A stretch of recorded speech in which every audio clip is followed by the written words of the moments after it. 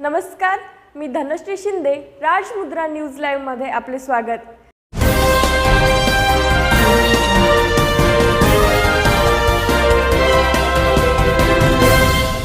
नितीन देशमुखांच्या तोंडी उद्धव ठाकरेंची भाषा.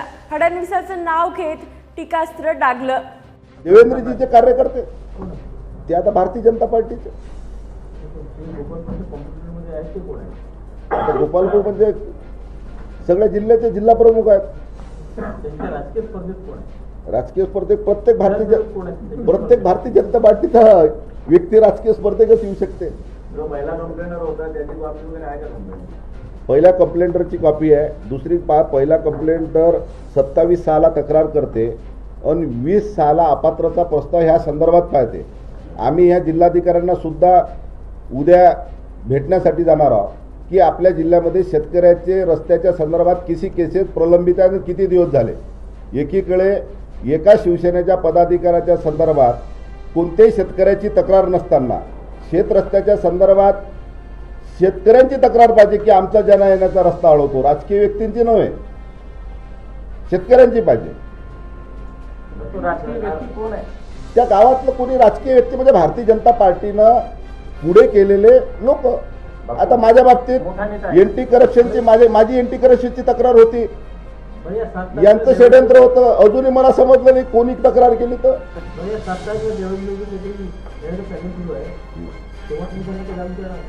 अशा फडतूस लोकांना काही जाब विचारा आम्हाला वाटत नाही. ज्याची लायकीच नाही. जो जर एका जिल्हा परिषद सदस्याला अपात्रता प्रस्ताव कमिशनर दबाव टाकून मागायला होते तर अशा फडतूस माणसाला त्याची लेवलच नाही आम्ही विचारा म्हणून त्याने ते स्वतःला खूप मोठं समजत असतील, पण आमच्या नजरेत ते फडतूस आहेत, एकदम चिल्लर आहेत ते. फडणवीसांनी फोन करून मला शब्द दिला. गावकऱ्यांशी चर्चा करून रोहित पाटील काय निर्णय घेणार.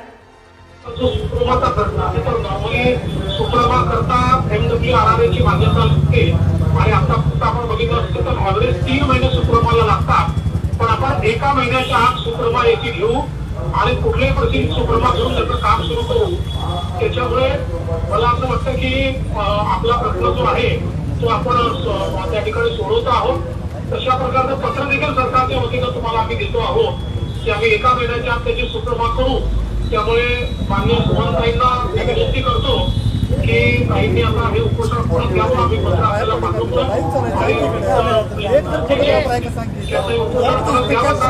आणि आहे ते सरकार निश्चितपणे करत आहे आणि तसं आपल्याला आश्वासन देखील आम्ही लेखी प्रमाणात देतो.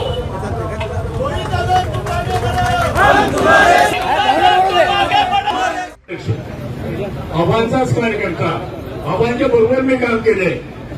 रोहित दादांना पाठबळ द्यायचं, बहिणींना पाठबळ द्यायचं म्हणून पार्टीच्या वतीनं जाहीर पाठिंबा तुमच्या लढ्यात तुमच्या बरोबर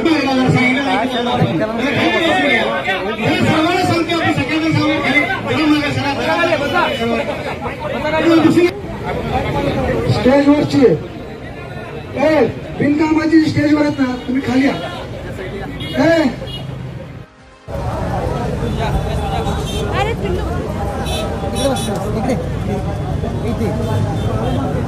आजी जवळ बस.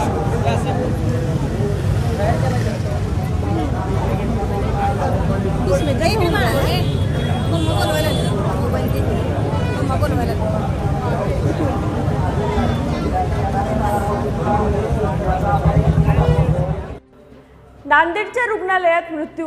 शिंदेनं ट्विटही केलं नाही. सुप्रिया सुळेंनी थेट सुनावलं. वेगळं राजकीय समीकरण होईल. प्रियांकाजी एक महाराष्ट्रातली आणि देशातली कर्तृत्ववान महिला आहे. आयुष्यात प्रचंड संघर्ष प्रियांकाजींनी केलेला आहे आणि त्या जर लोकसभा लढणार असतील तर आम्ही त्याचं मनापासून स्वागतच करतो. महाराष्ट्रातून लढणार आम्हाला आनंदच होईल. हत्तींनी गोंधळ घातल्यानंतर औषधाचा पुरवठा हॅफकिननी नाही गोंधळ घातलेला, सरकारने घातलेला. नांदेडमध्ये देखील मृत्यू झाला आणि संभाजीनगरमध्ये देखील झाला. हॅफकिननी नाही गोंधळ घातलेला, गोंधळ सरकारने घातलेला. हॅफकिनची चूक नाही, महाराष्ट्र सरकारची चूक. काय सांगणार संभाजीनगरमध्ये देखील बळी गेलेले आहेत. हे शिंदे सरकार, ट्रिपल इंजिन सरकार हे एक खुनी सरकार आहे असा माझा आरोप आहे.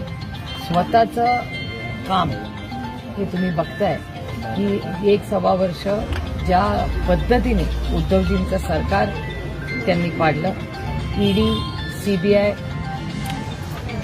त्याच्या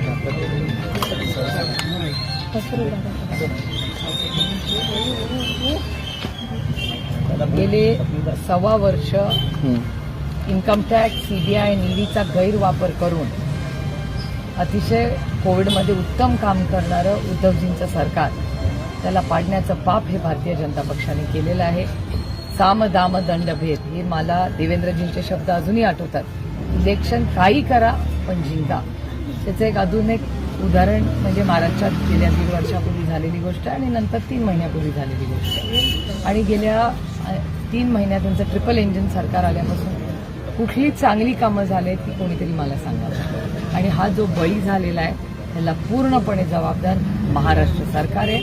आणि मुख्यमंत्र्यांनी त्या डिपार्टमेंटच्या मंत्र्याचा राजीनामा घेतला पाहिजे. कारण 25 लोक दगावली आहेत आणि त्यात 12 मुलं आहेत. त्या आईला काय उत्तर देणार? ठाण्यात पण मागे तसंच झालं होतं, आता नांदेडला झालेलं आहे. त्याच्यामुळे औरंगाबादची बातमी येते. त्यामुळे ह्या सरकारचे पूर्ण अपयश आहे. कधीतरी या सरकारने त्या आईला जाऊन विचारावं तिचं मूल काल गेलं असेल, तिचा दुःखात, आणि तिची काय चूक त्या आईची? त्या आईची चूक नाहीच आहे, हे सरकार आहे.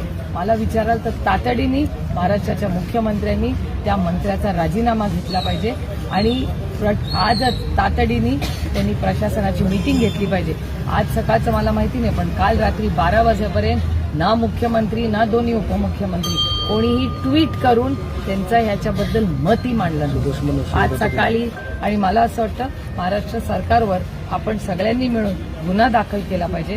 कारण ह्या 25 लोकांची चूक काय ज्यांचा बळी गेलेला आहे. सोबत बळी नसून हा खरं तर खून झालाय असं मला वाटायला लागलं. सोबत सेना येऊ की राष्ट्रवादी येऊ, शेवटी बॉस भाजपच राहणार आहे असं फडणवीसांनी म्हटलेलं आहे. मला काही आश्चर्य वाटत नाही. मी भारतीय जनता पक्ष त्यांच्या मित्रपक्षांना कसं वागवतात हे 9 वर्ष मी दिल्लीत फार जवळून पाहिले. त्याच्यामुळे देवेंद्र फडणवीसांनी वेगळं काय बोललेलं नाही, ते खरंच बोललेले आहेत. आणि ज्या पद्धतीने भारतीय जनता पक्ष वागतं त्याच्यात मला काही आश्चर्य वाटलं नाहीये. म्हणजे ज्यांना माहिती नसेल तर मग काय म्हणू. आजीच्या पुढे माझी लागायला नको, श्रीकांत शिंदेंची राजू पाटलांचं नाव न घेता टीका. काही लोकांना फक्त रोज उठलं की टीका टिप्पणी करायच्या आणि त्याच्यावरती खालच्या स्तरावरती जाऊन भाष्य करायचं आणि टीका करायचा. काही लोकांना इकडे पण सवय आहे टीका करायचा. काही लोकांना इकडे पण सवय आहे टीका टिप्पणी. 5 वर्ष लोकांनी जबाबदारी दिली पण 5 वर्षामध्ये अजूनपर्यंत काही कमावलं नाही. त्या ठिकाणी जे आहे फक्त आता 5 वर्ष जबाबदारी दिल्यानंतर आता अजून मोठी स्वप्न पडायला लागली. मी म्हणतोय स्वप्न पडायला काय हरकत नाही. स्वप्न पडायला मुंगेरे लाल के हसीन सपने हे जे आहे मला वाटतं स्वप्न ते लोकांना माहिती आहे. स्वप्न जे आहे हे स्वप्न बघितलं पाहिजे. पण हेही त्याच्याबरोबर स्वप्न बघा की आजीच्या पुढे माझी लागता कामा नाही, त्याचीही दक्षता घ्या. मला सगळ्यांना शुभेच्छा आहे. आज हा कल्याण लोकसभा मतदारसंघ जो आहे हा परिवार आहे. हा परिवार आहे. या ठिकाणी मी तुम्हाला बोलवलं नाही, मला तुम्ही बोलवलं. मला 4-5 वेळा पत्रकार या ठिकाणी बसले. 4-5 वेळा जे आहे माझ्या तारखा त्यांनी घेतल्या. पण काही ना काहीतरी अडचणी, काही कार्यक्रम, एक समाधान आहे. मी त्याचा अभिमान करून घेणार नाही कधी. एक समाधान आहे. मी कधीच बोलणार नाही की माझ्या मतदारसंघातली सगळी कामं झालेली आहेत. आज काही लोकांना वाटतंय कल्याण लोकसभेची काळजी वाटते या ठिकाणी, पण कोणीही कल्याण लोकसभेची काळजी करायची इथे गरज नाही. हा डॉक्टर श्रीकांत शिंदे या कल्याण लोकसभेमधूनच आणि गेल्या वेळेस 2.5 लाखाच्या मताधिक्याने जिंकून आला, नंतर 3.5 लाखाच्या मताधिक्याने जिंकून आला. आता तर अजून तुमची भर त्याच्यामध्ये पडलेली आहे. मतदार झालेला आहे. तोही रेकॉर्ड जो आहे तो तोडण्यासाठी आपण सगळे लोक जे आहेत या ठिकाणी नक्कीच मला मदत करा. आणि या ठिकाणी जे आहे ते वायफळ बडबड जी आहे ही बडबड आपल्याला करायची नाही. काही लोकांना मतदारसंघाची चिंता पडलेली आहे. काही लोकांनी 5 वर्षामध्ये ऑफिस देखील उघडलं, लोकांना माहितच नाही कुठं जायचं भेटायला. एवढा मोठा प्रॉब्लेम आहे. अशा या परिस्थितीमध्ये जे आहे आणि बाबा तुम्ही ते कोणाबरोबर कोणाचं लावू नका. पत्रकार ज्याच्यासाठी बोललोय त्याच्यासाठीच करा, नाहीतर काहीतरी दुसरंच लावाल तिकडे. शरद पवारांचा आदेश, सरकारविरुद्ध रान पेटवायची प्लॅनिंग, रोहित पवार करणार युवा संघर्ष यात्रा. युवकांबद्दल कुणीही बोलत नाही, बोललं तरी योग्य अशी उत्तरं मिळत नाही. ठोक धोरण युवकांच्या बाबतीत आज घेतलं जात नाही. जिथं कुठं फक्त तोंडाला पानं पुसली जातात.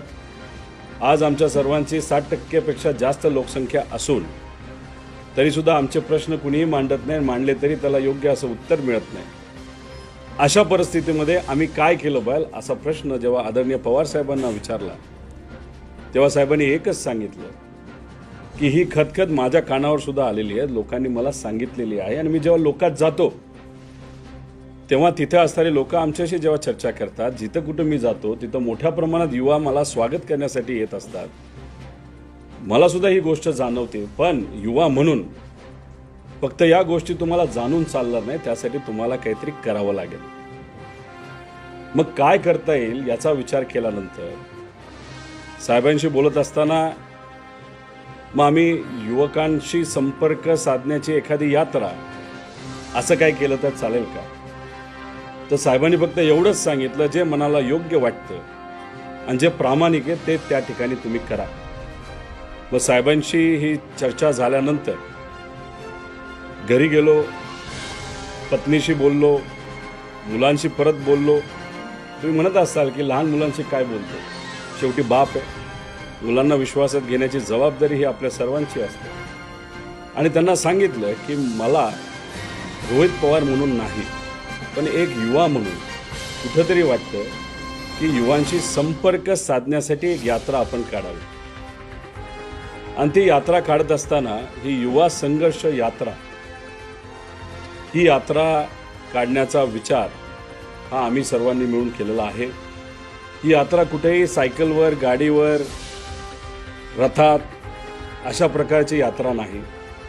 ही पदयात्रा आहे. ही पदयात्रा आपण पुण्यापासून सुरू करत आहोत आणि शेवट आपण नागपूरला करणार आहोत. 820 किलोमीटरची ही यात्रा आहे, जी दसऱ्याच्या दिवशी सुरू होणार आहे पुण्यापासून. तिथं आम्ही महात्मा फुले, क्रांतिज्योती सावित्रीमाई फुले यांनी शिक्षणाची दिशा जी या राज्याला आणि देशाला दिली, तसंच लाल महाल असेल, त्याच्याचबरोबर संतपीठं असतील 2, देऊचं आणि आळंदीचं, त्याच्याचबरोबर काही महत्त्वपूर्ण ठिकाण जे पुणे शहरामध्ये आहेत, तिथं जाऊन नतमस्तक होऊन युवांना विश्वासात घेऊन मग पहिल्या दिवशी म्हणजे 24 तारखेला दसऱ्याच्या दिवशी 5-6 किलोमीटरची यात्रा पुणे शहरामध्ये केली जाईल.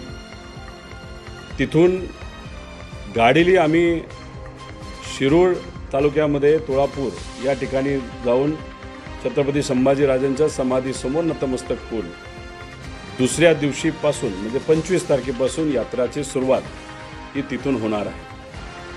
तुम्ही विचाराल तुळापूरच का?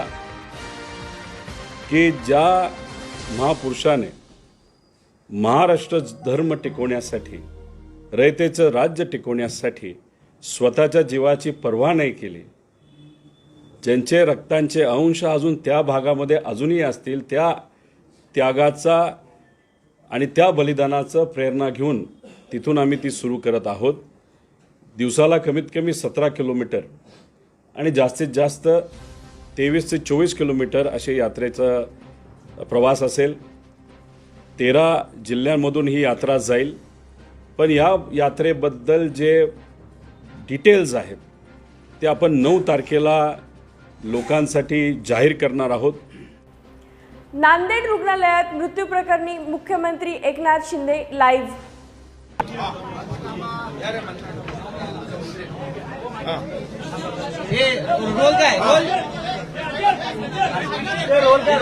सीएम सर, आज स्टेट कॅबिनेट होती, काय महत्त्वाचे निर्णय झालेले?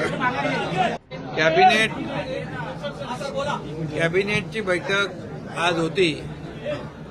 कॅबिनेटच्या बैठकीच्या सुरुवातीलाच नांदेडची जी घटना घडलेली आहे हॉस्पिटलमधली, त्या बाबतीमध्ये आढावा घेतला आणि त्या बाबतीत स्वतः ही घटना राज्य सरकारने गांभीर्याने घेतलेली आहे. प्राथमिक माहिती घेतली असता हॉस्पिटलमध्ये 127 प्रकारची औषधं, त्याचा साठा पूर्ण होता. औषधांची कमतरता नव्हती. उलट त्या ठिकाणी औषध खरेदीसाठी 12 कोटी रुपये त्यालाही मान्यता दिली होती आणि औषधं पूर्णपणे त्या ठिकाणी हॉस्पिटलमध्ये पुरेशी औषधं किंबहुना जास्तीचा साठा तिथं होता. लागणारे डॉक्टर, स्टाफ त्यांची माहिती घेतली, त्यांची उपलब्धता तिथे पूर्ण होती. झालेली घटना, झालेले मृत्यू याची चौकशी होईल आणि चौकशी अंती त्यावर पुढची जी काही कार्यवाही, कोणाचा दोष असेल तर नक्की त्याच्यावर कारवाई केली जाईल.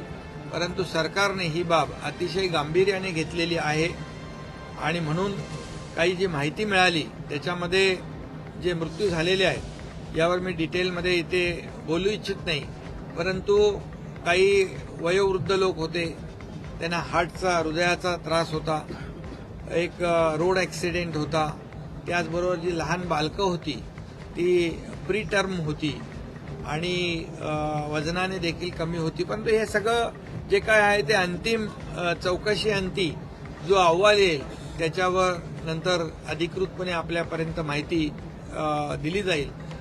परंतु एवढंच मी सांगतो की झालेली घटना सरकारने गांभीर्याने घेतलेली आहे आणि म्हणूनच मंत्री महोदय आणि सेक्रेटरी आणि अधिकारी स्वतः त्यांना हॉस्पिटलच्या त्या ठिकाणी पाठवलेलं आहे आणि एकंदरीत याची चौकशी होईल आणि चौकशीनंतर पुढील कारवाई होईल.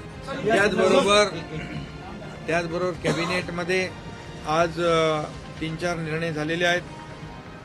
दिवाळीनिमित्त शिधापत्रिका धारकांना आनंदाचा शिधामध्ये पूर्वी साखर, रवा, डाळ आणि तेल होतं. यावेळेस आणखी त्याच्यामध्ये काही 2 वस्तू, मैदा आणि पोहे ॲड केलेले आहेत. हा एक निर्णय आज आपण घेतलाय. त्याचबरोबर विदर्भ मराठवाड्यातील कृषी पंप जे आहेत त्याच्या 20 जोडण्या वेगाने पूर्ण करण्याचा निर्णय आजच्या कॅबिनेटमध्ये घेतलाय. त्याचबरोबर सोयाबीनवरील जो येलो मोजेक जो रोग आलेला आहे त्याचा तात्काळ युद्ध पातळीवर पंचनामे करण्याच्या सूचना, निर्देश दिलेले आहेत, जेणेकरून शेतकऱ्यांना मोठ्या प्रमाणावर दिलासा मिळेल. त्याचबरोबर इमारतींच्या पुनर्विकासाला, रिडेव्हलपमेंटच्या साठी वेग येण्यासाठी एक सदनिका, जे काही लोक त्याच्यातून आपली घरं सोडून पुनर्विकासासाठी दुसरीकडे गेलेली असतात, परंतु काही लोक त्या ठिकाणी काही छोट्या कमी संख्येच्या प्रमाणात लोक तिथेच राहतात आणि मोठ्या योजनेला, पुनर्विकासाच्या योजनेला खीळ बसते. त्यावर देखील आपण निर्णय घेतलेला आहे. अल्पसंख्याक विद्यार्थ्यांसाठी परदेशी शिक्षणाचा देखील निर्णय आपण घेतला आहे. दरवर्षी 27 विद्यार्थ्यांना त्याचा फायदा होईल आणि एकंदरीत ही जी काही त्याचबरोबर पीक पाण्याचा देखील आढावा आज घेतला आहे आणि जिकडे शेतकऱ्यांचं नुकसान झालेलं आहे त्याचे पंचनामे करण्याच्या देखील सूचना दिलेल्या आहेत. युद्ध पातळीवर तेही काम होईल. शेतकऱ्यांना सरकार वाऱ्यावर सोडणार नाही. शेतकऱ्यांच्या पाठीशी हे सरकार खंबीरपणे उभं राहील. सर, आज अजित पवार नव्हते त्यामुळं अजित पवार कॅबिनेटला आज अजित पवार नव्हते त्यामुळे ते नाराज आहेत की आणखी कारण आहे काय, नेमकं तुमच्याशी बोलणार आहे काय? अजितदादांची तब्येत आज ठीक नाहीये, बरी नाहीये, त्यामुळे ते कॅबिनेटला आले नाहीत. आता तुम्ही त्याचा वेगवेगळा अर्थ काढण्याची आवश्यकता नाही. सर,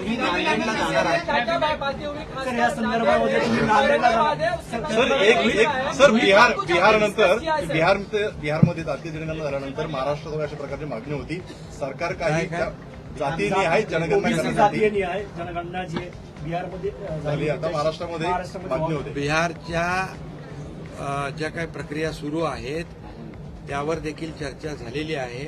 त्याचे काय रिझल्ट येत आहेत त्यानंतर आपल्या या राज्यात देखील आवश्यकतेप्रमाणे निर्णय घेतला जाईल.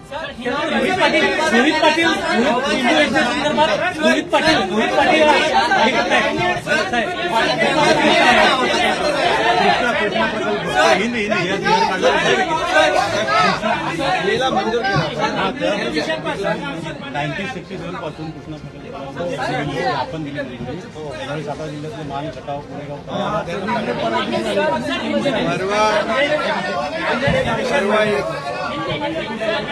कुठला तो निर्णय घेतला कृष्णा प्रकल्प जो होता तिथे शिवसपून रखडलेला होता. जवळपास इतकी वर्ष रखडल्यानंतर आपल्या सरकारने निर्णय घेऊन त्या प्रकल्पाला मंजूर केले म्हणून सातारा जिल्ह्यातल्या आणि आजूबाजू जिल्ह्यांना मोठ्या प्रमाणात पाणी मिळेल. हे दुष्काळी भाग होते. दुष्काळी भागातला जो कृष्णा नदीवरचा प्रकल्प त्यासाठी अनिल बाबर सातत्याने, महेश शिंदे सातत्याने मागणी करत होते, पाठपुरावा करत होते. किंबहुना सुमनताई देखील त्याचा पाठपुरावा करत होते आणि मी संबंधित खात्याचे प्रधान सचिव, अतिरिक्त मुख्य सचिव दीपक कपूर यांना मी बोलावलं आणि तात्काळ त्याच्यावर निर्णय घ्यायला सूचना दिल्या आणि त्या प्रकारचा GR काढला. त्यामुळे दुष्काळी भागातले सातारा जिल्ह्यातले काही तालुके आहेत त्या तालुक्यातला दुष्काळ संपेल आणि मोठ्या प्रमाणावर जमीन सिंचनाखाली येईल. हा अतिशय महत्वाचा निर्णय देखील सरकारने घेतलेला आहे.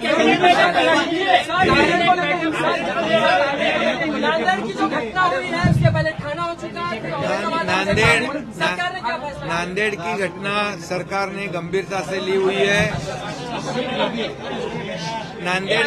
नांदेड़ की घटना,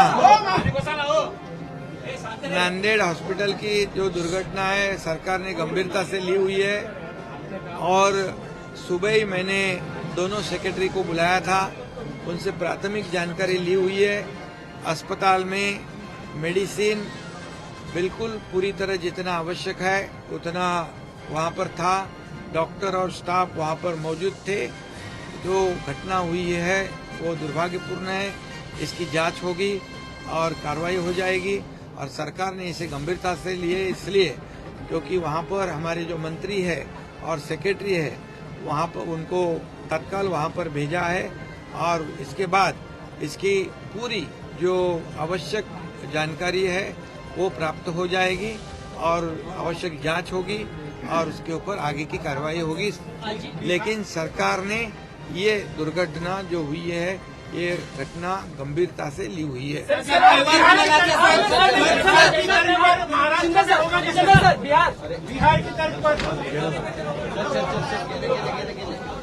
राज्यातील वारकरी संप्रदायाच्या विविध मागण्यांसंदर्भात वारकरी महामंडळाच्या पदाधिकाऱ्यांनी आज मंत्रालयात मुख्यमंत्री एकनाथ संभाजी शिंदे यांची भेट घेतली. राज्य शासनाला वारकरी बांधवांविषयी आत्मीयता, आदर, सन्मान आहे.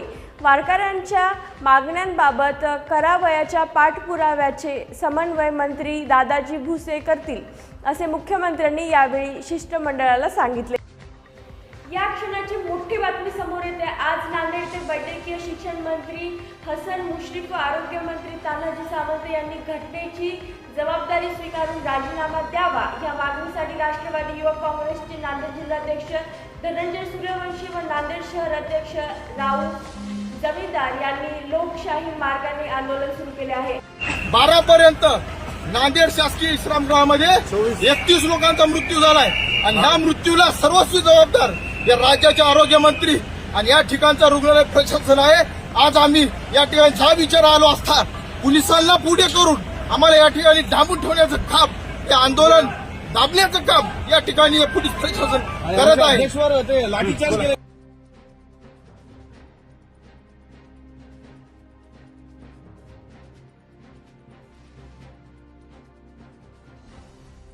नवीन घडामोडी आणि ताज्या अपडेटसाठी पाहत रहा राजमुद्रा न्यूज लाईव्ह. धन्यवाद.